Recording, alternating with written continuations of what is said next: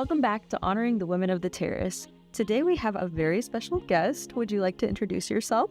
Hi, I'm Miranda Anaya. I am the city planner for the city of Temple Terrace. Thank you so much for being here today with us, Miranda. I know you are a very, very busy woman. You said you're the city planner. Can you tell me a little bit about what that entails and what your day-to-day tasks are?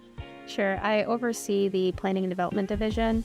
And so the majority of my job is keeping the land development code and the comprehensive plan up to date and interpreting that code, which in a nutshell means that that guides the growth of the city and it implements some of the development standards.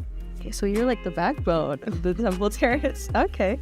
That sounds like it could be very stressful. Is it for you? It can be. I deal with a lot of the developers, whether they're trying to build a residential subdivision or if they want to come in and build a restaurant or a retail center. I have to help and guide them, but it's also rewarding to do that. Oh, I love that. Is there an experience that you're super proud of? Anything that comes to mind? Right now, we're updating our land development code. That's the first thing that comes to mind. We're doing the workshops for those. But currently, right now, in general, I like to, it's always satisfying when we get to the end of the project and I can see that development come to fruition. I'm seeing the whole new building in front of you. Yeah, especially since we only live or we're close by, a couple minutes away, we can always drive out there and see how the development turns out. I love that. That definitely sounds satisfying. I mentioned it could be, stressful. What do you do to decompress on your off time?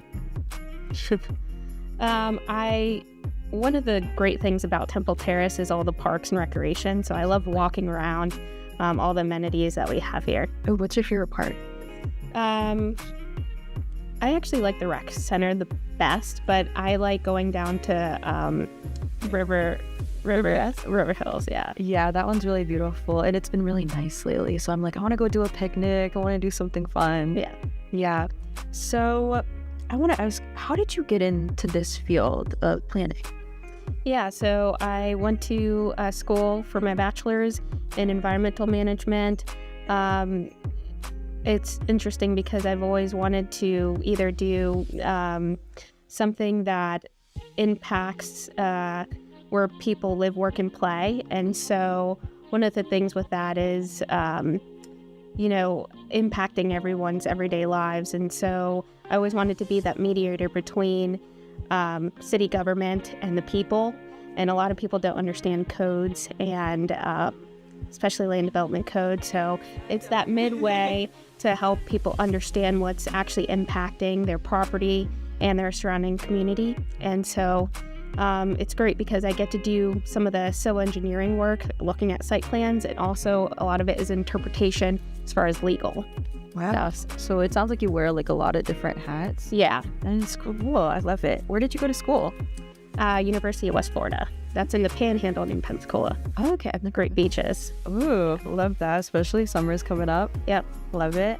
What would you say sets Temple Terrace apart from other cities that you visited? Like I said, I love the amenities that we have here, including the parks. I think actually City Council is one of the best councils I've ever seen. They definitely take the public's comments into consideration. They feel very deeply about it. Also, because we're just even though we're in an urban environment, it's very small community feeling. And so you can just tell that the city workers go above and beyond because they actually work here. Yeah, absolutely. I used to live here. I'm a part-time Temple Terrace native, but yeah, everyone is very goal-oriented and we all just want the same thing. And yeah, and even the residents who speak at City Council, they're always so involved, so I love that. What advice would you give to someone who is considering this career path, especially as a woman? What would you say? To definitely get involved in your community. Change starts at your City Council meetings, so getting involved, knowing upcoming projects. You can definitely go to school for it. I'd advise you to ask other planners that are already in the field. I know the job aspect wise, there's good job growth in planning, so it's going to be more needed in the future. So that's what I would say for planners, is just to get involved in your community and ask other planners specifics, because there's so many roles in planning. There's transportation planning, where you're looking at the roadways. There's policy planning, where you're more looking at the law, and land use planning, where you're looking at the actual type of development and zoning. There's so many different types of planning that you can go into and specialize if you want to. But I would say, yeah, start with going to the council meetings and getting involved in the community.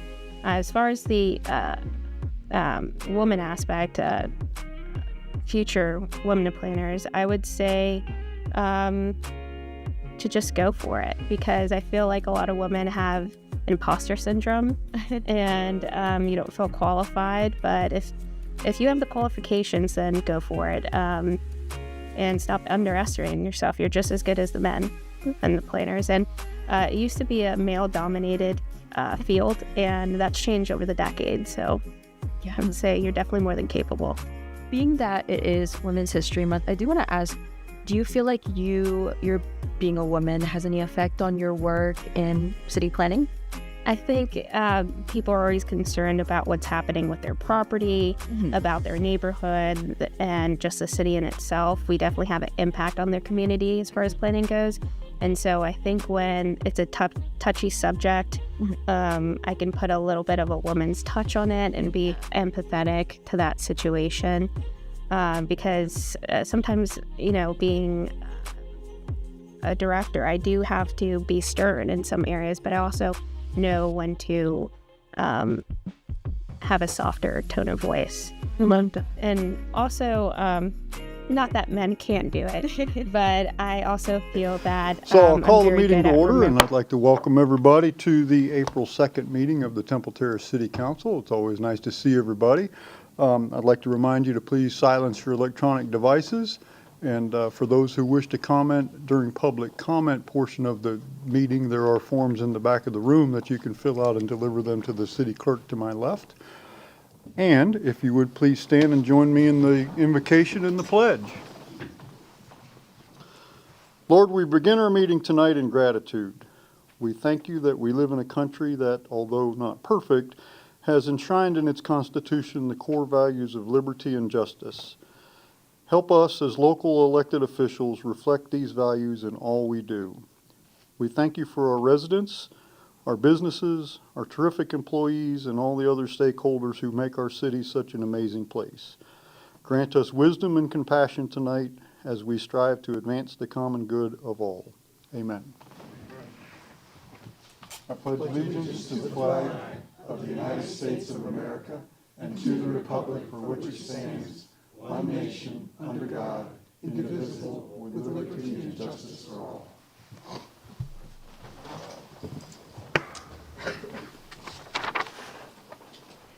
Thank you. So for those of you who don't often attend our council meetings, which is a lot of you, understandably, we have a fairly new tradition that we began a year and a half or so ago, where we begin our council meetings with a historical or interesting fact about the city of Temple Terrace or the surrounding region. And so we rotate that duty around, and despite my best efforts to elude it, it has now fallen on me tonight. So this is my turn in the barrel. So this started out as what I thought was a fun fact, and then it took a turn and the fun went away, and you'll see where I'm going with this as we go. So this is an article from the local paper in January 9th of 1949. At that time it was called the Temple Terrace Town Crier.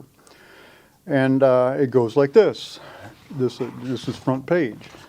It says, probably all of the residents of Temple Terrace have at one time or another visited other cities in Florida and commented on the rough streets encountered.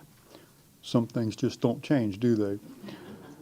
Recently, several visitors to Temple Terrace made a comparison of streets in large cities and small cities and decided that we were indeed fortunate in having the system of paved roads that we have. Many of us, as residents, go to and from our homes on paved, clean streets and take them for granted. The city has approximately 22 miles of paved streets. The maintenance of these roads has been made possible by the small tax of 2 cents per front foot on all property on a paved street. This tax is applied to vacant property as well as improved property. The tax is fair to owners of improved property as well as the owners of vacant property, in that if the streets are not maintained and kept in good repair, the investment each owner has is depreciated by the deterioration of the streets. The next time you are in your car, we suggest that a ride through Temple Terrace will prove of much interest. Not only will it give you an idea of the problems faced by the city and the maintenance of these roads, but it will also make an enjoyable ride and one that people from Tampa and surrounding areas drive for miles to enjoy. So that was the fun fact, and I thought, well, we're going to have our friends from the Transportation Planning Organization here. What a great thing. This will be really interesting. Not so much. So I did a little math, which I know is scary, but I do have a calculator. And 22 miles of roads, city streets, 2 cents per frontage foot equals $4,646 in 1949, $4,600. That's $211 per mile. So that doesn't tell you a whole lot unless you correct that for inflation, because you say, well, what does that really mean today? So I corrected that for inflation. In today's dollars, that would be $60,300. And that would equate to 2,700 miles per mile. I'm rounding off a little bit, $2,700 per mile. Which you'd think in 1949, that's a pretty good chunk of change. That's a significant investment. The other thing that I'm assuming, I don't know from the article, but I'm assuming they were using some of these funds to pave more streets. So some of that was probably going into new paving.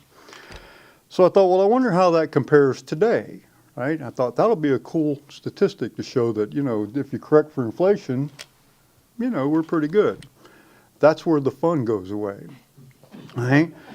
So correct today in 2024, we have 81 miles of city streets, so about 4 times. We currently budget $750,000 to repave these streets.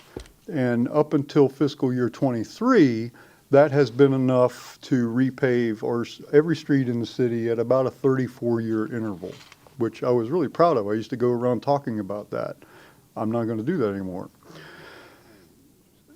Prior to the FY23, it used to cost about $60 per linear foot to repave, to mill and overlay a city street. Since the budget in 23, now we're going into 25, that number has gone from $60 a linear foot to $131 a linear foot.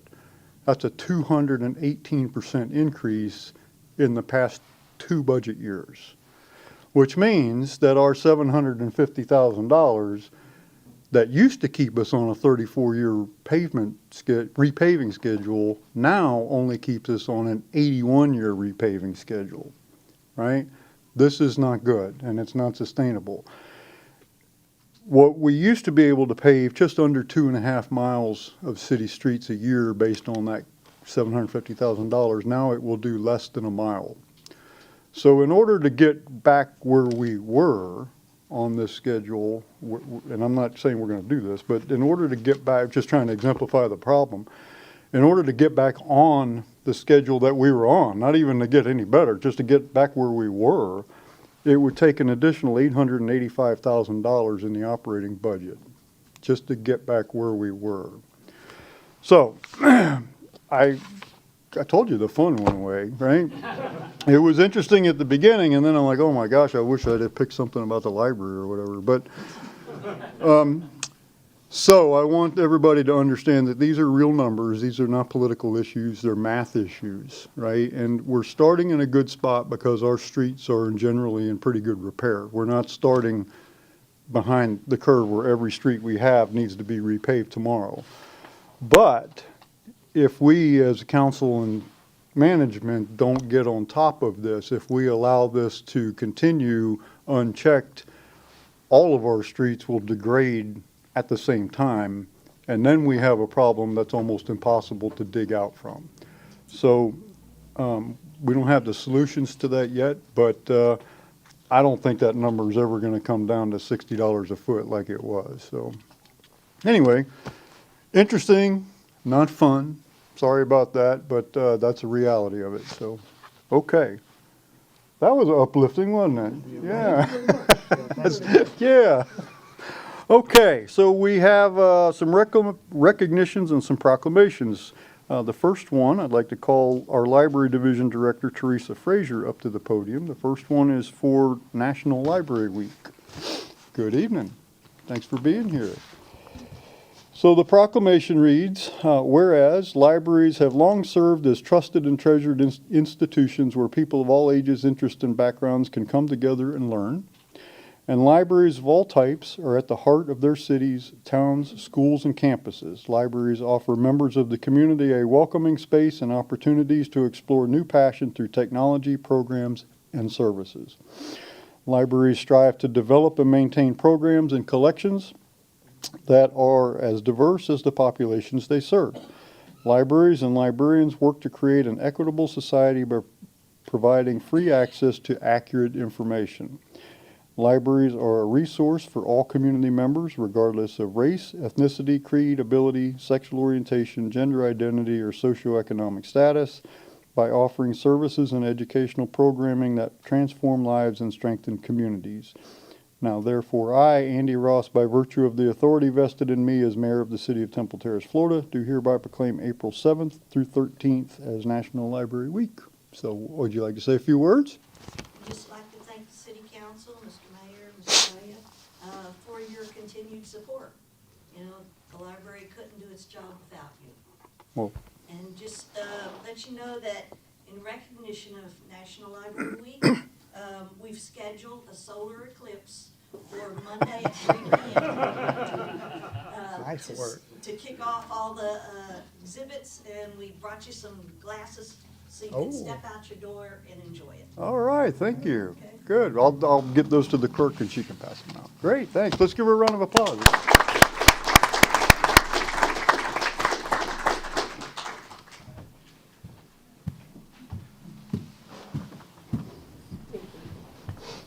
Do you think they can reschedule? That's a thought. You have to be in the middle so they get that. All right. All right. That is a thought. Yes, sir. Thank you. Mercy.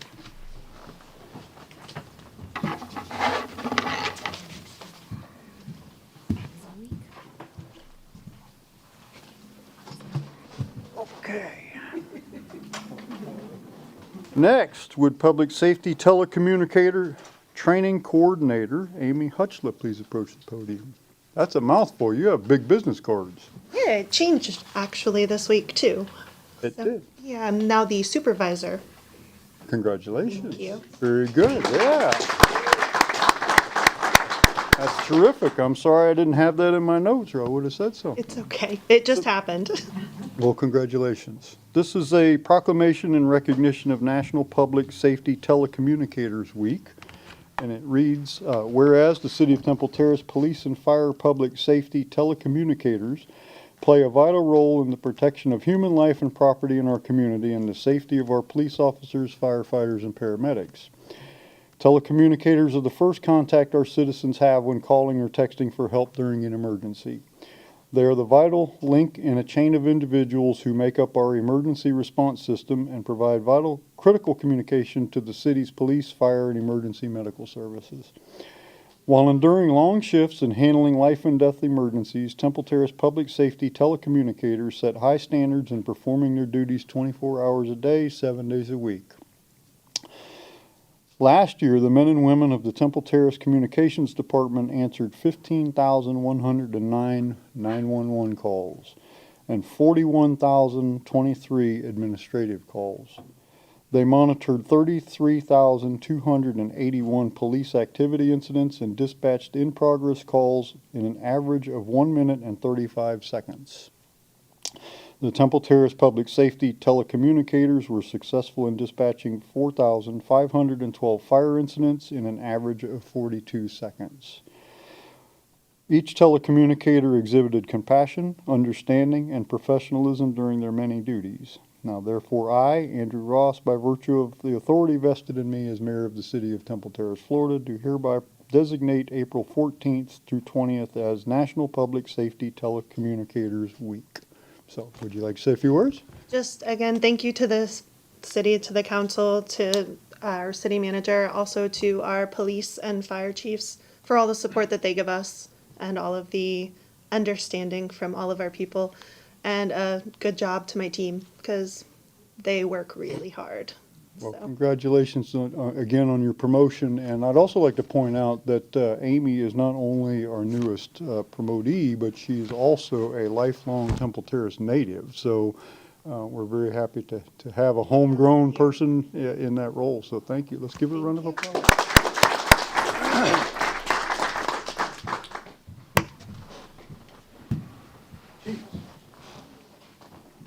Hope somebody's watching the phone. We got people in there, don't worry. Bring, bring. No, not everybody. Just you.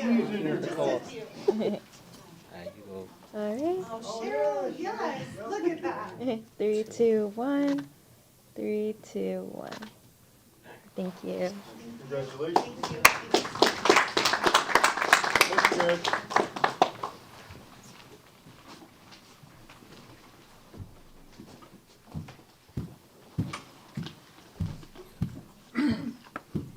Mr. Mayor,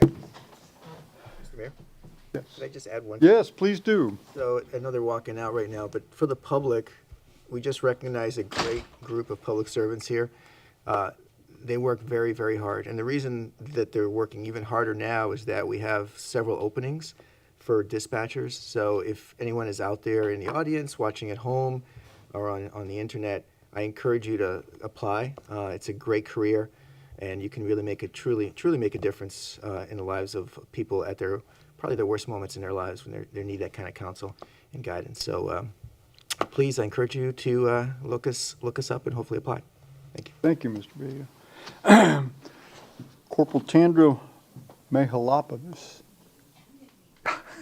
Sergeant, I'm sorry. When I read this, I thought I had missed a beat. And Mr. Jamie Robe of the Hillsborough Children's Board is here also. Please, welcome. This is a proclamation for Child Abuse Prevention Month, and thank you both for being here.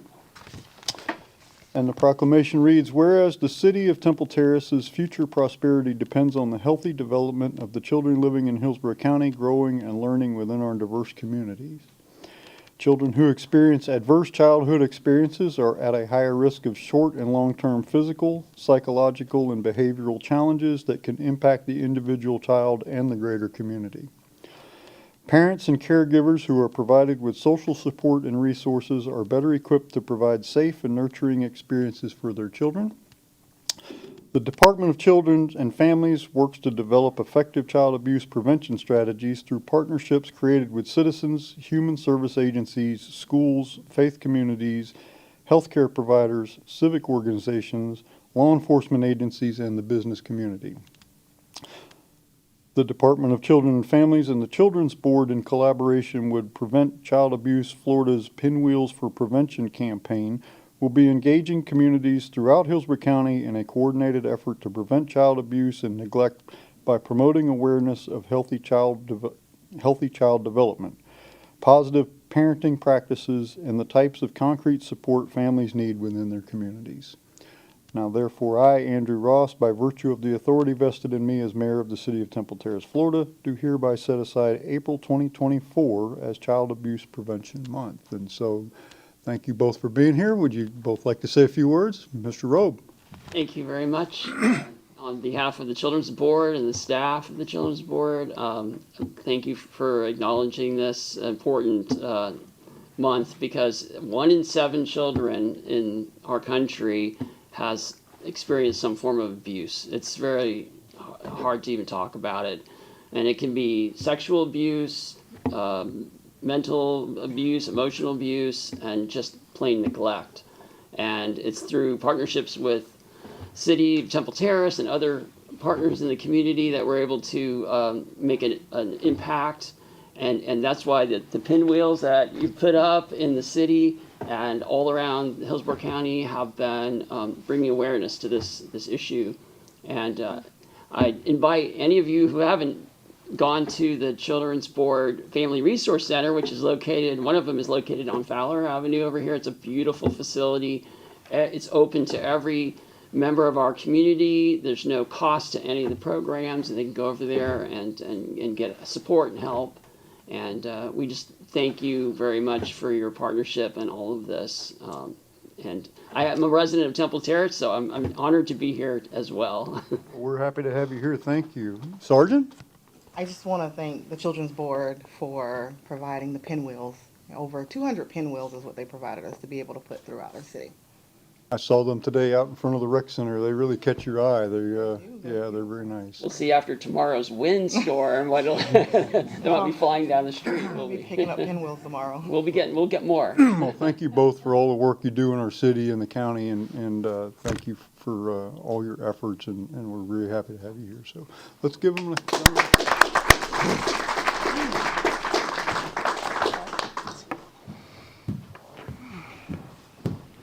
They might be in Plant City tomorrow. They might be in Plant City tomorrow. All right, 3, 2, 1. 3, 2, 1. Thank you.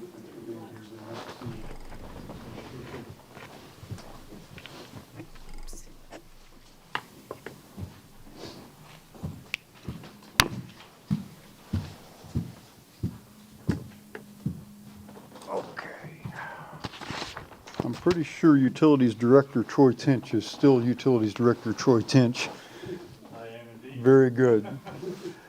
So the next proclamation is for Water Conservation Month, and our Utilities Director Troy Tinch is here to accept. And the proclamation reads, whereas the state of Florida, water management districts, and the city of Temple Terrace are working together to increase awareness about the importance of water conservation, the city of Temple Terrace and the state of Florida have designated April, typically a month when water demands are most acute, Florida's Water Conservation Month, to educate citizens about how they can help save Florida's precious water resources. Water is a basic and essential need for every living creature, and every business, industry, school, and citizen can make a difference conserving water and promoting a healthy economy and community. The City of Temple Terrace is calling upon each citizen and business to help protect our precious resources by practicing water saving measures, and become more aware of the need to save water.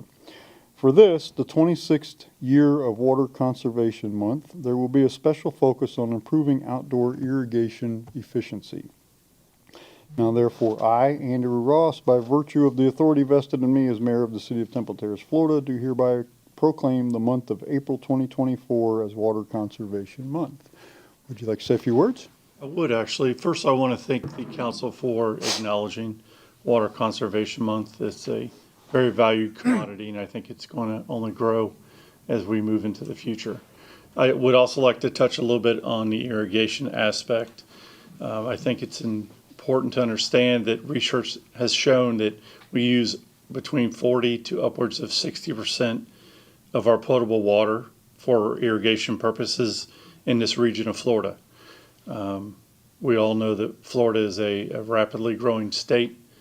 I think it's important for us to look at alternatives, Florida-friendly lawns, Florida-friendly landscaping, as well as drip irrigation and some of the other low-flow irrigation heads for that purpose.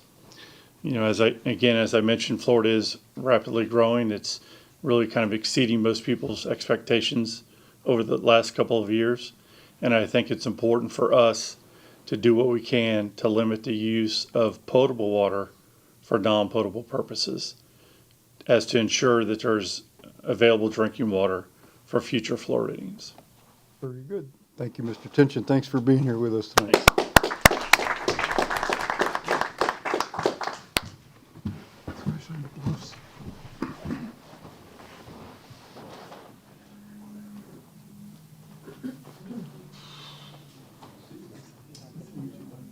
3, 2, 1. Thank you.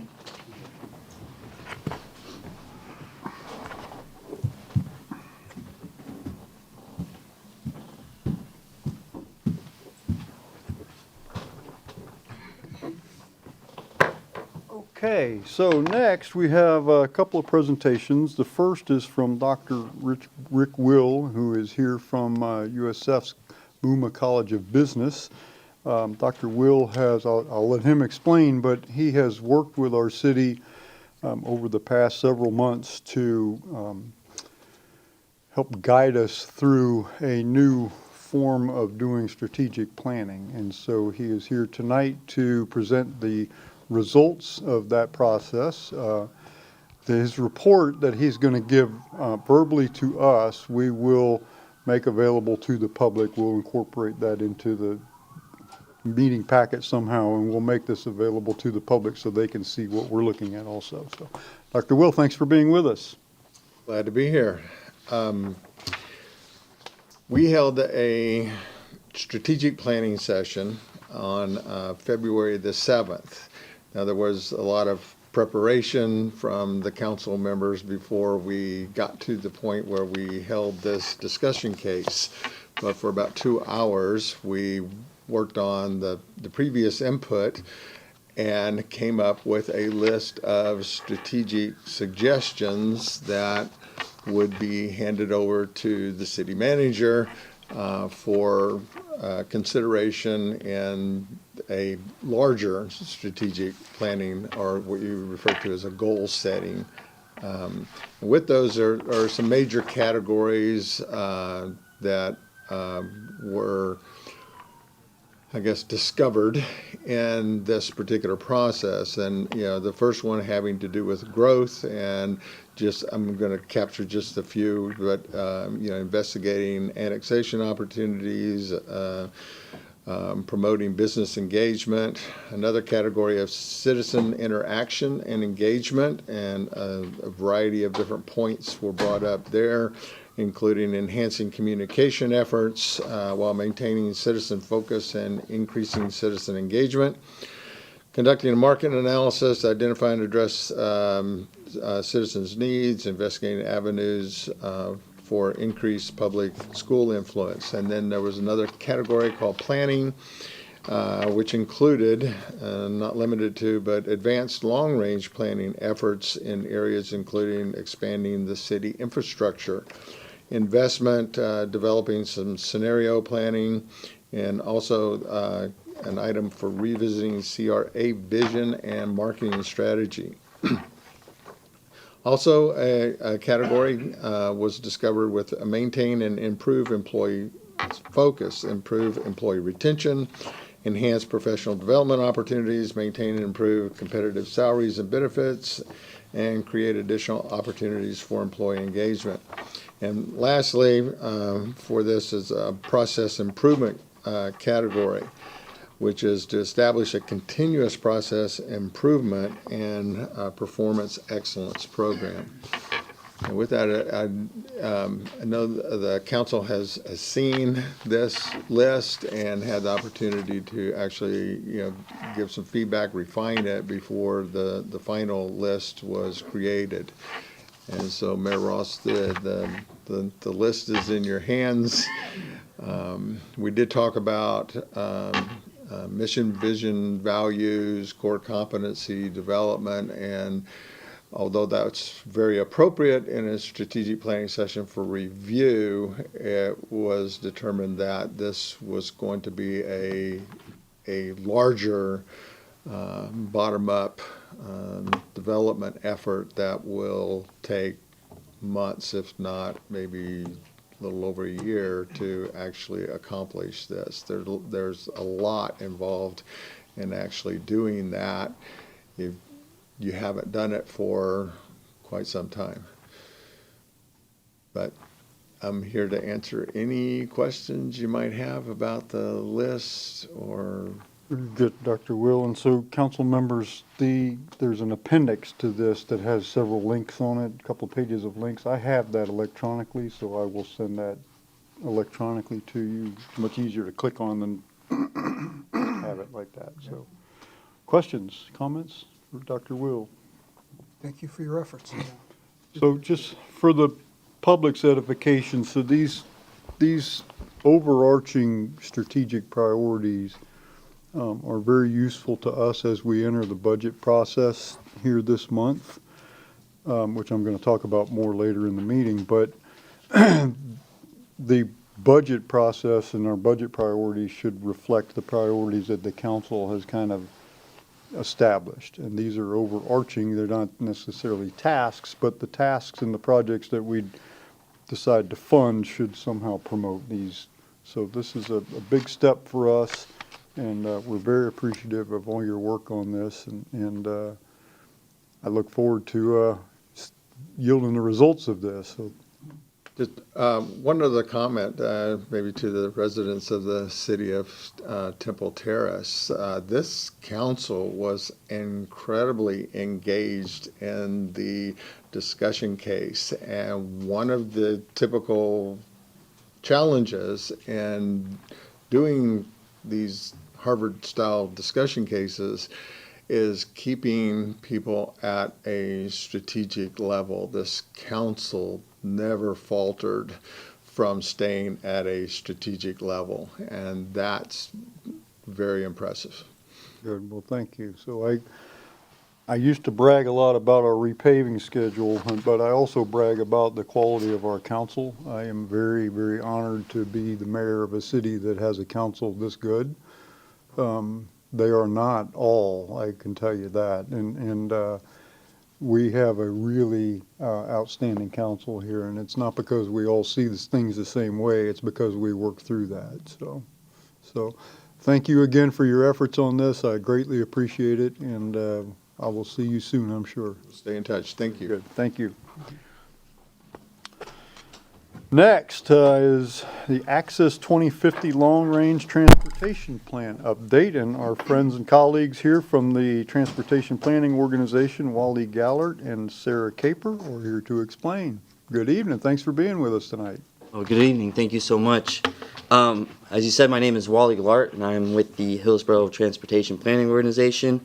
First, I want to take some time to acknowledge Mayor Ross and Councilman Schisler for allowing me to present tonight in front of the council, as well as for Councilman Schisler's commitment and involvement with the TPO's Transportation Disadvantage Coordinating Board. So tonight my presentation will be an overview of each of the different slides and what each section of the TPO's Long Range Transportation Plan Access 2050 survey entails. Though I'm presenting it to you tonight, this is also intended to be helpful to all those listening and watching.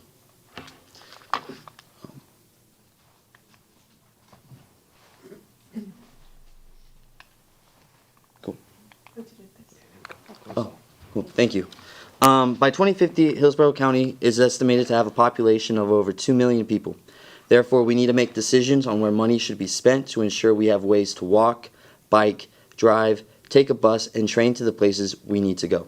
So we have launched a survey for Access 2050, our long-range transportation plan, to understand what your priorities and values are. Access 2050 is about reaching all voices, and we're using innovative outreach methods and working closely with community leaders, ensuring boots on the ground engagement to access even the hardest to reach communities and residents. Our survey is available in multiple languages, is ADA compliant, and accessible via any digital device or through hard copies.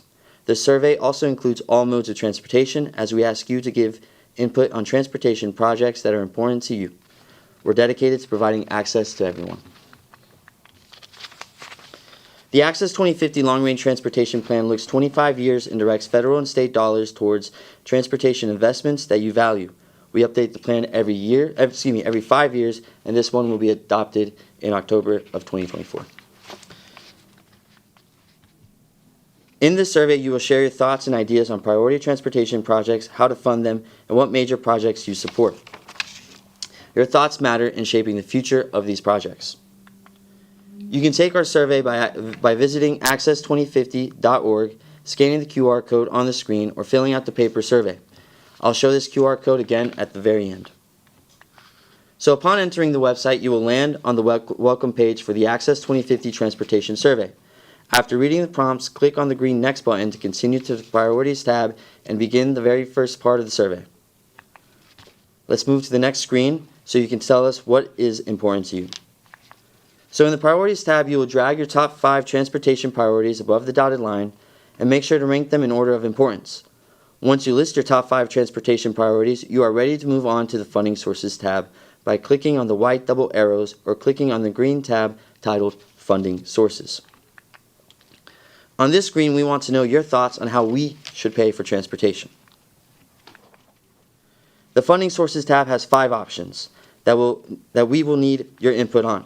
Each section will require you to answer the questions with approval or disapproval using the green thumb to approve or the red thumb to disapprove.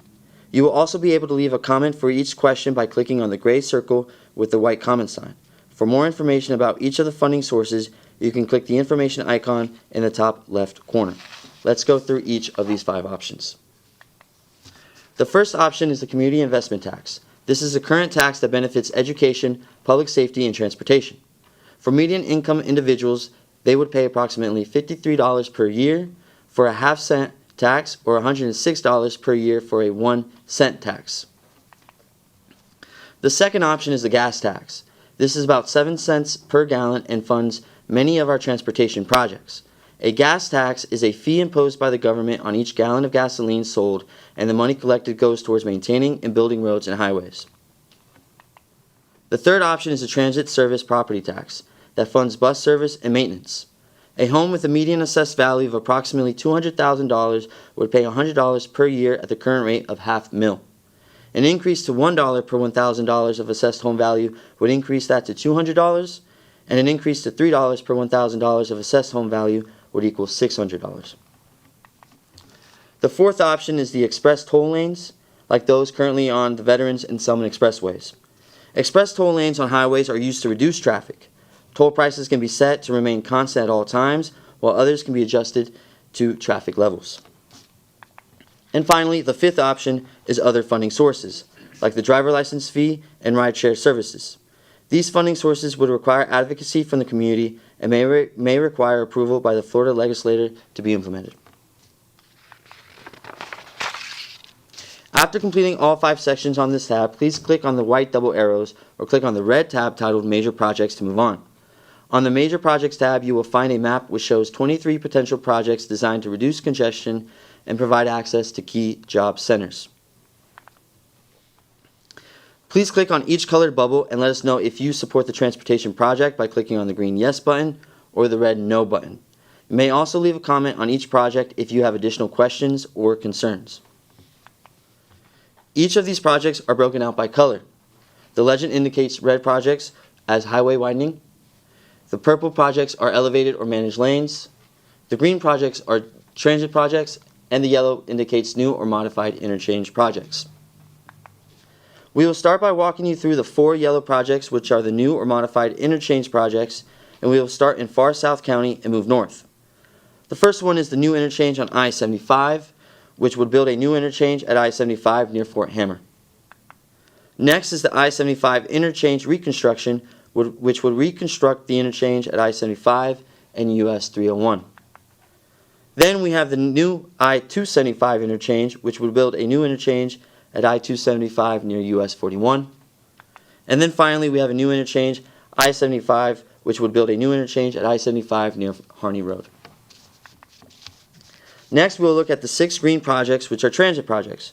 We're starting on the top left, west side of the county, and moving east. First is the east-west Metro Rapid.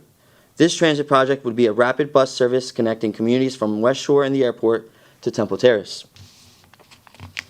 Second, we have the CSX South Tampa Multimodal Corridor, and this corridor has been identified by various agencies as a prime opportunity for fixed guideway, transit, and trails. Next, we have the downtown Tampa USF Brandon Premium Transit, which would create an exclusive guideway connecting the active areas of USF, downtown, and Brandon. Next, we have the streetcar extension, and this extension would be from Fort Brook Garage to Palm Avenue. Then we have the regional passenger transit that would be from Brooksville to Bradenton, passing through Hillsborough County. And finally, we have the USF to Brandon Bus Rapid Transit, BRT, and this rapid bus service would connect USF to Brandon along 50th and 56th Street. Next, we'll look at the 6 purple projects, which are elevated or managed lane projects. We're starting on the bridges over the bay from left to right, on the west side of the county and moving east. First, we have the I-275 managed lanes, which would add 2 express toll lanes in each direction. Next is the Gandy Bridge, which would aim to replace the existing Gandy Bridge with a new elevated highway connecting to the Selman Expressway. Third, we have the Suncoast Parkway widening, and this would widen Suncoast Parkway at Van Dyke Road to State Road 54 from 4 to 6 lanes. Next, we have the I-75 North managed lanes, and this project would add 2 express toll lanes in each direction. Then we have the I-4 managed lanes, and this project would add 2 express toll lanes in each direction. And finally, we have the I-75 South managed lanes project, which would add 2 express toll lanes in each direction. Now we'll look at the 7 red projects, which are highway widening projects, again starting on the top left west side of the county and moving east. First, we have the I-275 widening, and this project aims to broaden I-275 along Hillsborough Avenue to Bears Avenue from 6 to 8 lanes. Next is the U.S. Highway 301 Express Extension. This project seeks to build a new elevated highway above U.S. 301 from the Selman Expressway to Big Bend Road. Please note that US 301 is multicolored because the transit service is part of that project, according to both Thea and Hart. Third is the Baum Road widening, and this project would expand Baum Road along Clement Pride Boulevard to Baum Riverview Road from 2 to 4 lanes.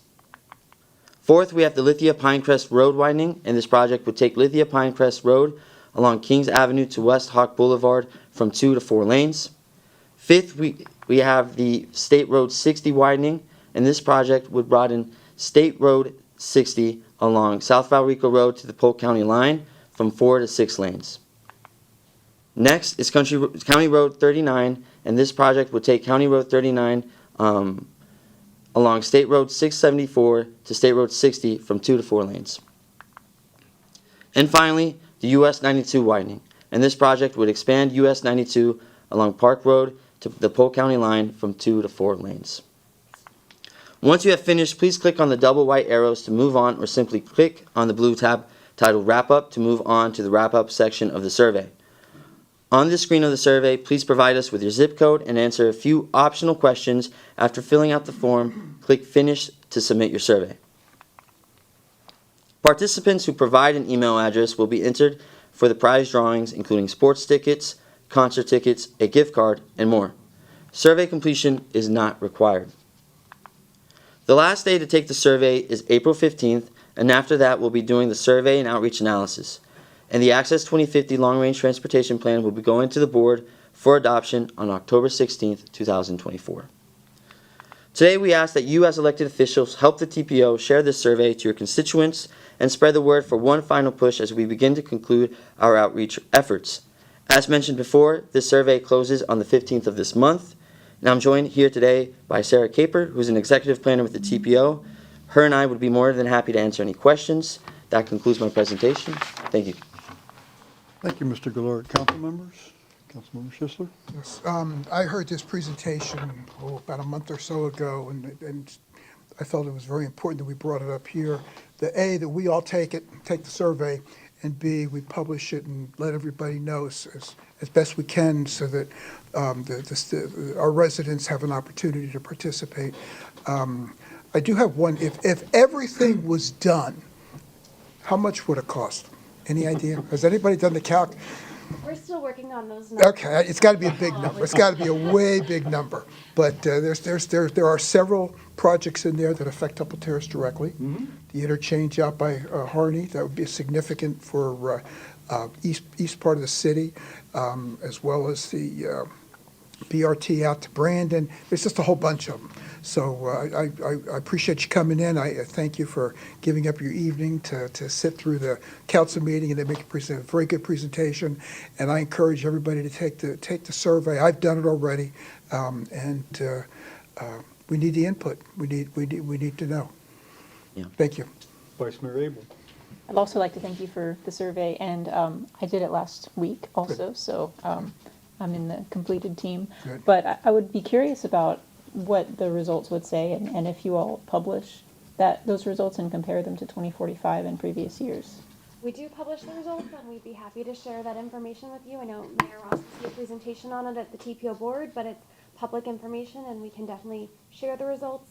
It might not be a direct comparison from all of what was done 5 years ago with 2045, but we do look at what's changed and information like that. Thank you. I do. Oh, Councilmember Fernandez, I don't Sorry, know what you. I didn't want to jump in. A couple questions. For this, have any assumptions changed since the 2045 survey? So, like, are we expecting more people to move here than we previously expected, or has any of that stayed the same? We do look at that every 5 years when we update the plan, so we've been working on that for the past about a year, and we do update the demographic information, so we have looked at how many people we think are moving here between now and 2050, so not only adjusting what we might have assumed before, but also adding that 5-year period, and also what the composition of jobs might look like. So we do every 5 years, and we have been working on changing some of those assumptions and updating our modeling efforts to account for that. So when this survey is completed, this will get presented to the TPO, but we're really looking at this being funded out of Hillsborough County, or would there be other? There are a range of funding sources that we look at, and that's why the funding questions in the survey are so important for us.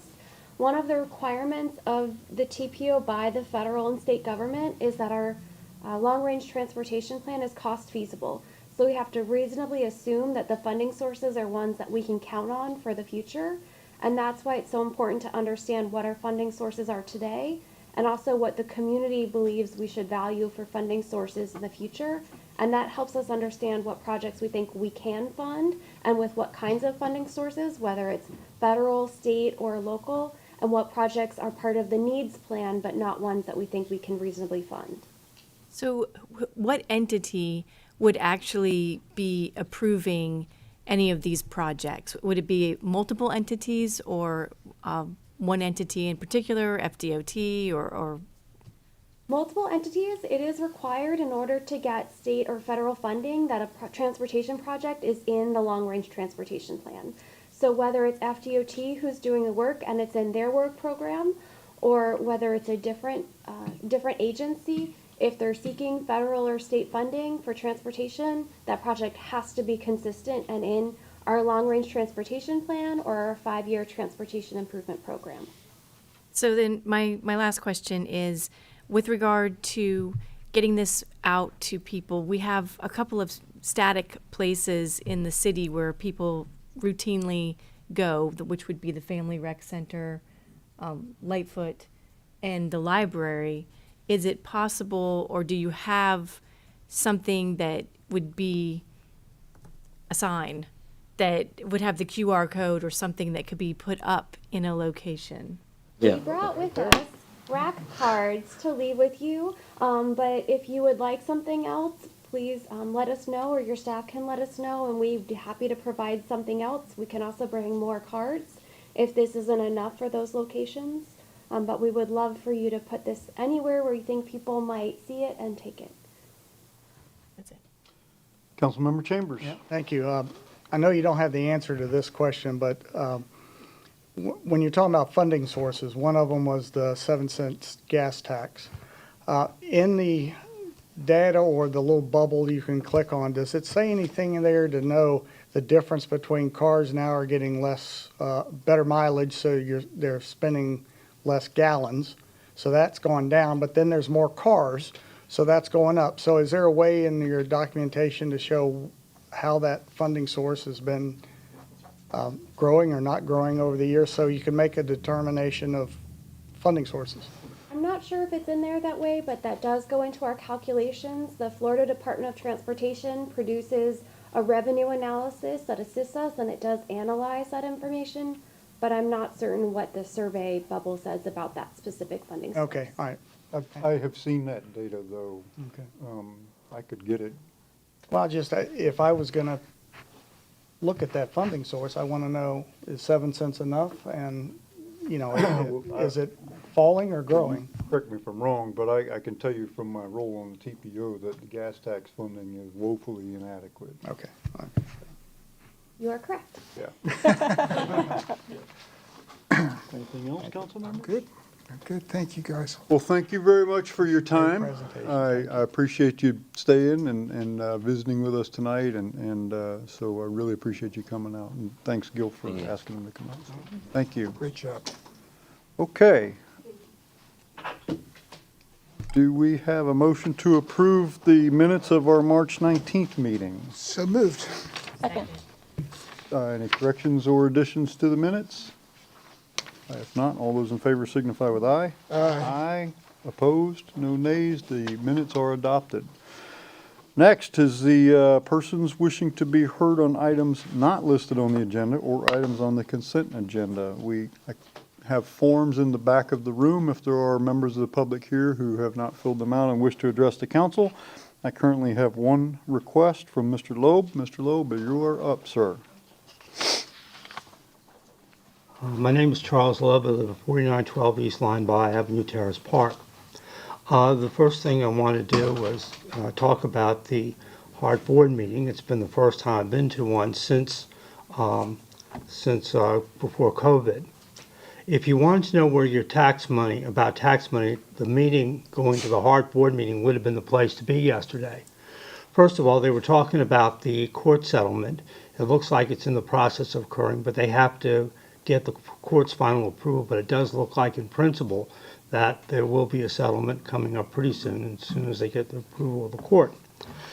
Secondly, I don't want to go too much into this topic because I feel this is Councilman Schisler's topic.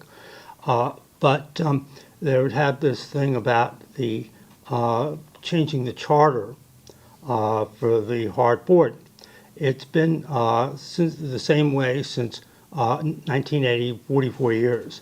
And one thing that got talking about was the millage in dealing with transportation. So I'm going to leave that at that. And if he wants to talk about it more, because especially being that he's the chairman on the board on that.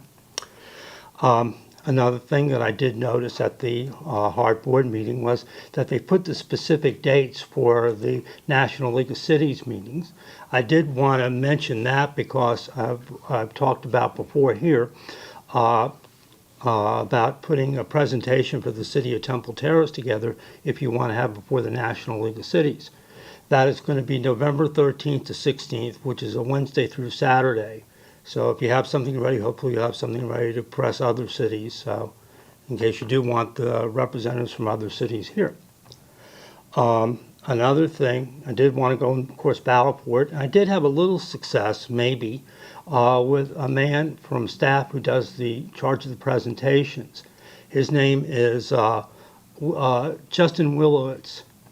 He's the person that does presentations and all that. He does seem to be interested in my ideas for dealing with BRT between USF and downtown, and also about the Fowler Avenue study. Today I wrote about 3.5, 4-page detailed more information where I was able to kind of sidebar with him over at the HART board meeting. And that's pretty much what I guess I wanted to tell you, except I went and tried my hardest to fight for my program, and, well, I didn't quite do as well as I would have liked to, of course. You never really do. One other thing I did want to remind now, especially with the water department here, the water conservation, that don't forget April 22nd is Earth Day, and I did want to mention this too. So, again, even more to think about it. So, thank you and good evening. Thank you, Mr. Loeb. Are there other members of the public who wish to address the council? Seeing none, we will move on to our consent agenda. Is there a motion to approve the consent agenda? Move to approve. Second. All those in favor say aye. Aye. Aye. Opposed? No nays. Consent agenda is adopted. Next item is a resolution approving the sale of approximately 2,500 square feet of city property located at the rear lot line of 6725 Drifting Sands Road, and our Deputy City Attorney, Ernie Mueller, is here to explain. Thank you, Mayor. As you said, before you is going to be a resolution approving the sale of approximately 2,500 square feet of city-owned property to the owners of 6725 Drifting Sands Road. This 2,500 square feet is part of an old railroad right-of-way that the city bought from Seaboard, they purchased it in fee simple from the Seaboard Coastline Railroad back in 1973. The purchase price of this 2,500 square foot parcel is $6,000 plus the owners of 6725 Drifting Sands will be paying any closing costs. The property will transfer by quitclaim deed, and the city will be reserving a non-exclusive easement across the entire 2,500 square feet. Brian has brought up the diagram there, and I believe you will have seen this from, I believe, the last meeting where you vacated right-of-way at the rear of 6725. So when we sell them this property, we will be kind of replacing that easement by having it laying all over, having that easement lay across this 2,500 square feet. That's really all I have. I'm here for any questions. Thank you, Mr. Mueller. Are there members of the public who wish to comment on this? Council members, are there questions? Okay, if there are no questions, is there a motion? I move to approve the resolution approving the sale of approximately 2,500 square feet of city property at the rear lot line of 6725 Drifting Sands Road. Second. Motion and a second. Discussion of the motion. Not all those in favor signify with aye. Aye. Aye. Opposed? No nays. The resolution is adopted. Thank you, Mr. Mueller. Is there any carryover council business from previous meetings? Carryover. Vice Mayor? I was just thinking the same thing she just told me, which is Bike with the Mayor was rescheduled. Oh. It was a couple of Fridays ago, but it got rained out, so it's actually going to be this coming Friday. The date of that is April 5th. Thank you. Thank you. I should have said that. Any other carryover business? Thank you. Good catch. That's why there's 5 of us. Any other council business? Very good. New business. Forgot, you need to be there on Friday. Just in Yeah. case. New business or board reports. I guess. Councilmember Schisler. Okay. Give an update on what's going on with Hart, so that everybody's on the same page. We at Hart, or the Hart Board, I should say, has been struggling with financial, coming up with new financial, new revenue sources. And about 6 months ago, I recommended the establishment of an ad hoc committee to investigate these options. And I thereby got appointed to it by the board chair, so no good deed ever goes unpunished. But anyway, we've met numerous times, and we kicked around ideas, but we come back to one problem. We can't do anything without changing the charter. Charter's maxed out at half a mil of property value. Even Pinellas County is at 0.75 mils. So we're pretty much hamstrung with being able to do anything. So whether we participate in CIT, whether we come up with some type of a city ad valorem only, or a county ad valorem, or county-wide, or whatever, we got to start with changing the charter. So that issue came up yesterday. And after much wrangling, we got a motion approved to establish a charter review group, commission, or if you will, to, as Mr. Loeb had said, nobody's looked at this since 1980. So 44 years ago, there's even verbiage issues that need to be corrected, much as we did back in 2016 and 17. So there'll be, there was a lot of consternation as to wanting to put an ad valorem referendum in front of the public this time around. No, there's not enough time to do it for 2024. If anything, it'd be 2026. But the process is any charter revisions has to be approved by the Hart Board. Then it's got to go on the road and be approved by the City of Temple Terrace, City of Tampa, and Hillsborough County. And then it gets approved by the public. Any changes that come out of that.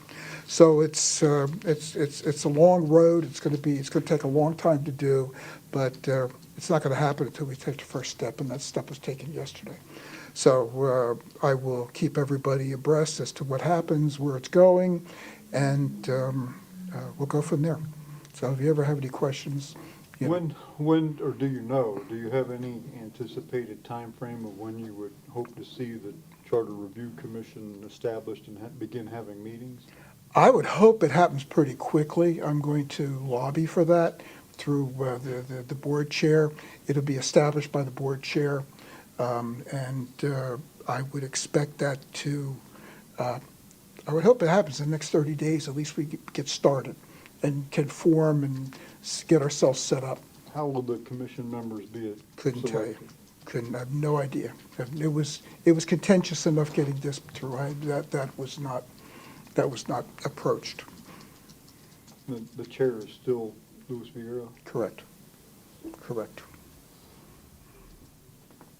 So that's all I got. Okay. Other board reports, any questions on this? Okay. Other new business or board reports? If you'll indulge me for just a couple of minutes, I'd like to walk the public through a little something real quick. There's both of you here, but there's people on television as well. There's 3 of you here. So the city of Temple Terrace is just about to embark on our annual budget development process for fiscal year 25. This is the time of year when we start that each year.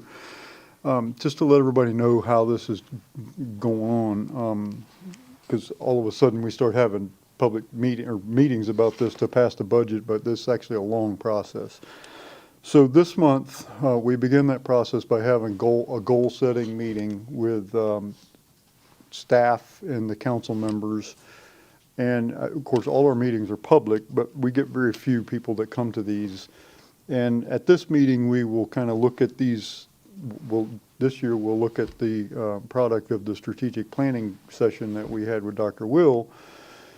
And we will discuss priorities, projects that each of us will present what we think ought to be funded for this year, and then we have discussion until we agree on these are the kinds of things that we think we should try to do in fiscal year 25. Once we establish those priorities, staff starts to work on, well, they've probably already started to work, but they start to put these priorities into the budget. We then have a series of meetings between May and July. Usually we're done in July. If it spills over, it can go into August. But usually we're done in July. We have a series of meetings where we go through each section of the budget. Usually we start with operating. We talk about capital, then we talk about the enterprise funds, the water and sewer rates and the sanitation rates and what it takes to keep these funds healthy.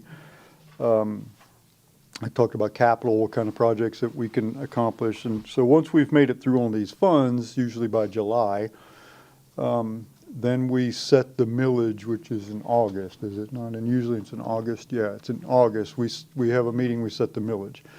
The budget meetings, as I said, they're public, but we don't usually get a lot of public. And first of all, they have to be during business hours because we need our whole staff here to do this. And so they're a little harder for people to get to if they're working because they're during the daytime. But they are public, they're here. We do televise them, we record them, right? And so we try to make them available to people who want to watch them later when they can on YouTube and so forth. And then in September, we will, at a regular council meeting, we'll have 2 readings of the final budget. So that's kind of the process, how it happens. Like I said, for a lot of the public, they don't see this until September, and they're like, you know, I wanted to give everybody an idea of how the sausage is made.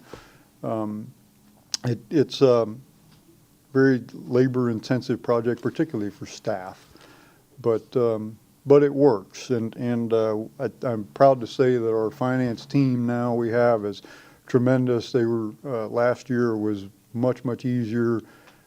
We sailed through the process in half the time probably than we have in some years in the past. So anyhow, I wanted to let the public know that. I don't know if anybody cares about that, but that's what we do, and there it is. So, all right. Any other new business? Okay. City manager. Really? Wow, that's good news. No news is good news. City attorney. Nothing. Okay. Oh, wait a minute. You guys, could we another half hour or so? Anything, directors? We're good? Anything? Okay, good. So thank you, everybody, for being here. Thank you for all your continued hard work. and we will be adjourned.